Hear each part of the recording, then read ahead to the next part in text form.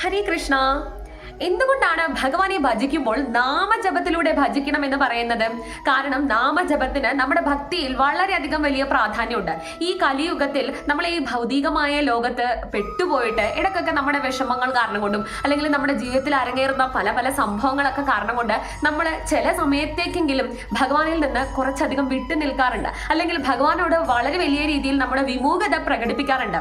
ഭഗവാൻ ഭഗവത്ഗീതയിൽ തന്നെ പറഞ്ഞിട്ടുണ്ട്, നാമജപത്തിലൂടെ നമുക്ക് ഭഗവാന്റെ സമീപമായിട്ട് എത്തിച്ചേരാനായിട്ട് സാധിക്കും.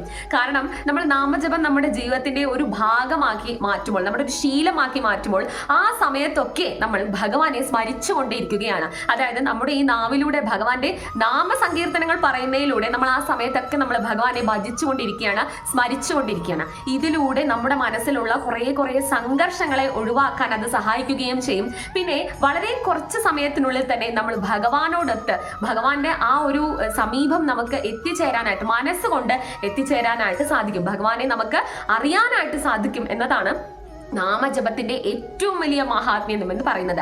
അജാമിലന്റെ കഥ നമ്മളെ പഠിപ്പിക്കുന്നത് തന്നെ അതാണ്. കാരണം നാമജപത്തിന് എത്രയേറെ വലിയ പ്രാധാന്യമുണ്ട് ഭക്തിയിൽ എന്നതാണ് അജാമിലന്റെ കഥ നമ്മെ പഠിപ്പിക്കുന്നത്.